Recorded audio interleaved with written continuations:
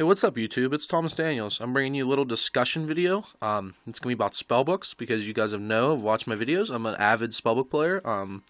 Really big fan of the deck. Been playing it for a long time, and now we're going to do a little talk. Now, if you see these two cards here, you obviously know this is Temperance of Prophecy, this is Justice of Prophecy.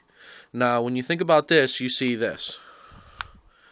Now, when I'm playing spellbooks, you're going to see this. I'm here to talk about these two versus each other, and what are the pros and what are the cons of each. You regularly see a Temperance of Prophecy build played with World, 1-2 World, and then 1-2 High Priestess. So, what you pretty much do is you summon Temperance, you play some spellbooks, you summon Temperance, you sacrifice Temperance to bring out your boss monster, which would be High Priestess or World, and then you get their effects. So this card is fast, pretty much. All you have to do is summon, tribute, and you get your boss monster, and then you get their effects off.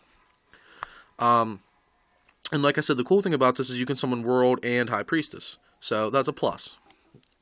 Now, when you see this card, you're going to think, yeah, it's a bit slower, because you have to play some spellbook spell cards, summon it, and then on end phase it gets banished, and you get to add a spellbook spell card and a High Priestess to your hand, and pretty much, because you're never going to want to do World or anything. So yeah, that's what these two cards are. Okay, in retrospect, this card is faster. In reality, yes, this card's slower. But let's look at it this way. It's a very slow format, where Temperance can get you World and can possibly nuke your board. This card's a lot more vulnerable to certain card effects. Because during the main phase, she's summoned. So first of all, her summon has to go unmolested, and her play has to go unmolested. She has to be able to sack herself off, go to the graveyard. Your big boss monster then has to summon, and he has a successful summon, and then his effect has to successfully resolve for you to get everything that you're going to want to get off this card. Now, looking at a card like Justice of Prophecy, yes, it's one difference is this is vulnerable to bottomless, to where Temperance isn't. Justice is a 16 beater, which is pretty big this format, considering it's full of bears and 19 defense gear armors. So yeah, this powered can get over just about everything.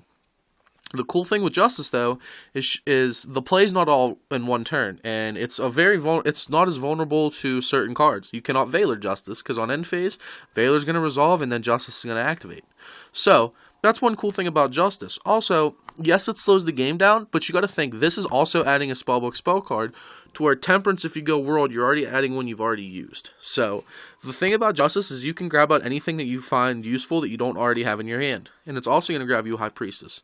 The ability to drop Priestess from hand after adding spellbooks is you're probably going to have a very easy access to Wisdom, which means your summon's going to go unmolested, and you can go plus on your opponent by popping and playing your Wisdoms. So that's a really cool thing about Justice, is that, like I said, she's 16. She doesn't all happen at once. And if you look at why people were playing Card D, okay, first reason is it's a +1. What is Justice? A +1. Why do people play Card D? Is because it gets you through your deck. Justice doesn't just get you through your deck, it's going to get you two cards that you actually want in your hand. So in all reality, Justice is really ridiculous, because everyone's hopping on Card D and Reckless and Upstarts. Justice is a +1 that gets you two cards you actually want, not randomly. Where this is just going to get you a boss monster and two cards you already used. So, like I said, in all reality, yes, Temperance is a very good card. I will not argue that. It is very good, and World is very good. And their effects are really good. But when I look at these two cards versus each other, I don't even think Temperance stands a chance, in my personal opinion. I think Justice is just so over the top in powerfulness, it's just ridiculous. And this is also going to sound weird, but then you got to look at the boss monster line against each other. This is pretty much saying you're going Priestess, and this is pretty much saying I'm going World. I like Priestess over World. Why? Priestess is every turn. Priestess is also level 7, which it's not a big factor, but yes, you can still Draco sack. Now, Priestess being a level 7 light spellcaster, you can still use Justice, grab your Priestesses. Your Priestesses pop every single turn. Do you know how much advantage that really gains you? Ask some of the Gear and Fire players I've played with this deck. Now, where Temperance is, I'm going to go World now. I'm going to hope to sack 4 books and nuke your board, or I'm not going to win. Because I'm seeing a pattern of where if you're playing Temperance and World, you're either worlding for game or you're worlding for getting stopped and losing. This deck the Justice version grinds a lot harder because where you only have where you have to get every single Temperance play through unmolested, you don't have to get every Justice through play unmolested. You're gonna draw one of your priestesses. You're gonna get to them boss monsters. So, because if you draw your world, you're feeling like poopy. If you're drawing your priestesses, you're feeling good because you're gonna have a play next turn or an option down the road. And then another factor you got to look at is just card v card, level 3. Same difference. Earth. Doesn't really matter, but still, same thing. 16,000. This is definitely stronger. A hard matchup for this deck is Evil Swarm. And hold on. A harder matchup for Temperance Prophecy is Evil Swarm. But if I get to my Justice, it's literally Justice, Power, Swing. I got Wisdom, bro. There's nothing you can do to get out of it. To where the Temperance build has no good play other than Power and then Master, which is a very unreliable answer to how people saying, how are you going to get over an Ophion?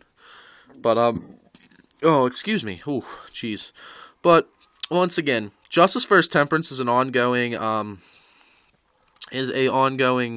discussion that I'll always be having with people, is people saying why you like Justice and Priestess over Temperance and World. I like Justice and Priestess because of consistency, and this format's all about consistency. It's not all about going off turn 1 except for water in certain situations. It's more of a setup type format. If you're looking at Fire Fist playing +1 with card cars and Girgi going first turn set armor, and where Murmow's even just going first turn set spear, you have time to set up, and I think this is a better card if you're going to play that kind of format. Now, if next format tends to speed up, and it looks like people's going to be blow load type format, I'm playing Temperance and World again, because I'm just going to nuke your board after you overextended, and then I'm just going to win. But in a format like this, where there's shit tons of back row, and it's really a slower setup type format, I'm going to play my Justices and my Priestesses. And also, with the Justice Priestess build, you have a lot more room to side out, I found out, because I'm playing Upstarts and Dualities. That's 5 cards, it's just right out.